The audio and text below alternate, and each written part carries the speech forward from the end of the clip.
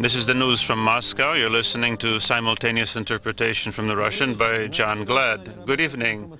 You're here on Channel 1, the informational television agency. Today in our program we have the following news. In Tbilisi, the opposition has taken the capital house of Mr. Gamsakhourdia, who has escaped. A speech by Patriarch Alexei II. Military who have refused to swear allegiance to Ukraine are being sent to Russia.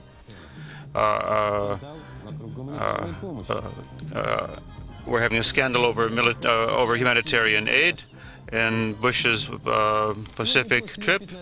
Today, after 15 days of battling, the State House fell, but the bunker where Gamsakhourdia was is empty. He utilized the only exit, which was intentionally not blocked by the opposition. Tengiz Kitovani, who was the head of the National Guard, declared at a press conference that there were more than 40 hostages in the house who were being tortured. What's happened to Gamsakhourdia himself? Roughly 9 in the morning, a column with a car in which Mr. Gamsakhourdia was located crossed the border. They reached the city Ganja and temporarily stopped there. Azerbaijan was not informed about Gamsakhourdia's arrival, and there was no talk of providing him political asylum. At roughly 3 p.m., Gamsakhourdia went to the city of Ijevan in the Republic of Armenia. From Yerevan, we know from TASS that the president's Mercedes, accompanied by 2 Volgas and 2 Nivas, is close to the city of Ijevan, a capital, but we have no confirmation of these reports. So we're waiting for news from Tbilisi. Here we have Mr. Amanidze, who left the State House just before the New Year on the 29th, when I was to be tried, and likewise Joashvili and Abuladze. I was accused of not shooting, giving the order to shoot. I said, whom should I shoot at? Which enemies? He had intended to leave on the 19th, but he was held back by insults which were directed toward him from the entourage of Gamsakhourdia. How could Gamsakhourdia have disappeared from that bunker? What are your thoughts? He could not possibly have escaped. I think this is explained by the honorable nature of Tengiz Kitovani, who, up to the very end, did not want to spill blood. There will be a trial, according to Mr. Razmadze of Gamsakhourdia. The totalitarian regime in Georgia and opposition and its conflict is an internal affair of the Republic. We now have telephone contact, and we asked if the new military government could be considered a coup. Sigwa said, we have the participation here not only of military forces but of the people. The main thing, the people have arisen against this regime of Gamsakhourdia. In only 1 year, he managed to create a totalitarian state.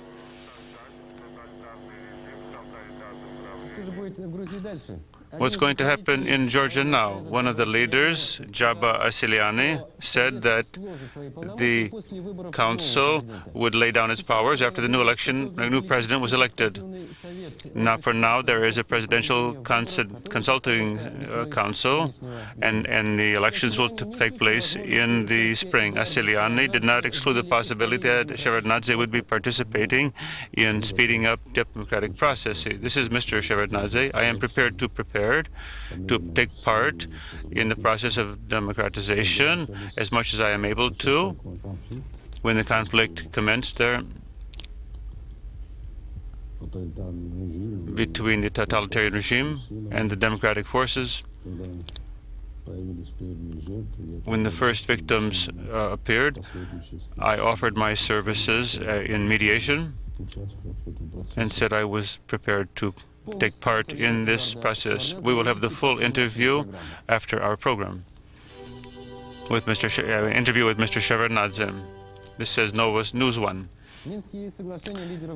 In Minsk, the agreement of agreements reached will be tested out in republics. So we might lose one of the links in the agreement. I have in mind the army. Today, Ukraine is conducting a swearing in of the oath of loyalty to Ukraine. Vladimir Nikolaevich, Ukraine has declared that the Black Sea Fleet is being transferred to its jurisdiction. Does that correspond to the Minsk agreements? I can state unambiguously, no. This is a violation of these agreements. The naval forces, which are part of strategic forces, do not enter into those forces which can be declared anybody's national property. Any sovereign state has the right to armed forces, and that includes the navy. Does Ukraine have that right?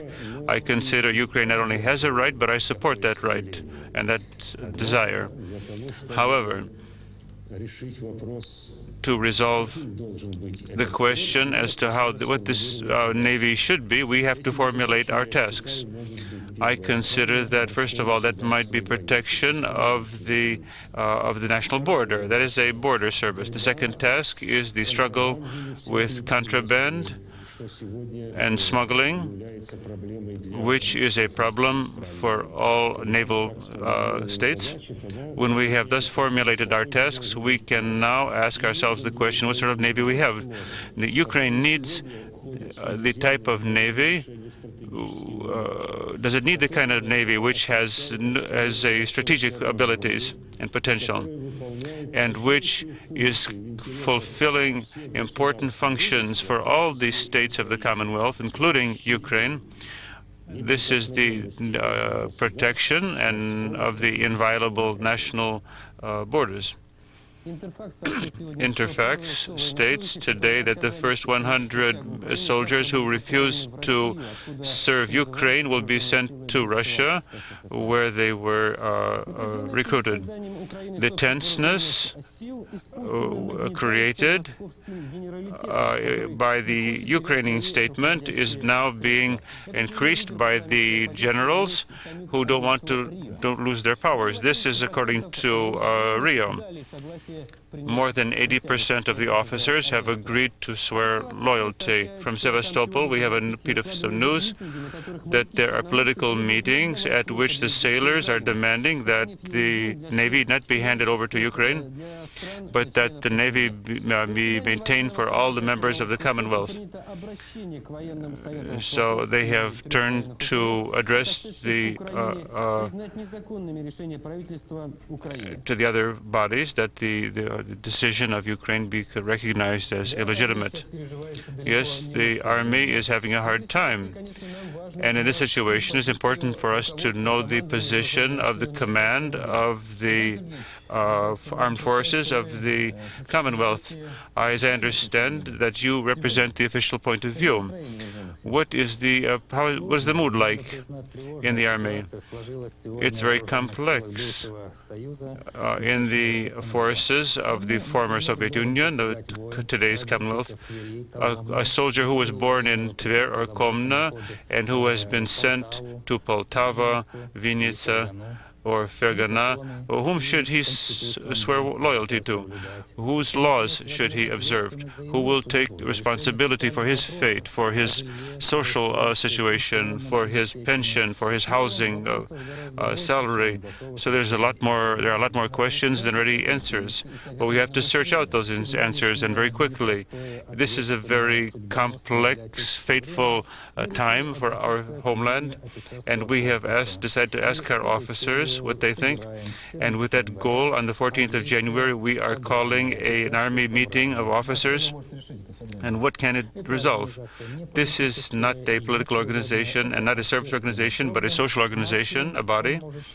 The maximum which it might do would be to develop acceptable recommendations for our political leaders with regard to adopting a professional resolution of the situation. After Russia, Kazakhstan and Azerbaijan freed up prices. One of the measures of social protection are the so-called family cards, which provide the bare minimum of foodstuffs. Ukraine and Belarus have declared that this is not enough, and they have coupons. On the 1st of, they're going to have, Moldova is going to follow their example. There are negotiations being conducted with a French company for printing Moldavian lei. So the ruble is going to have an even harder time soon. Well, what is the situation like in our country? The prices are the topic number one today for the press. People are concerned not on prices, but are concerned about the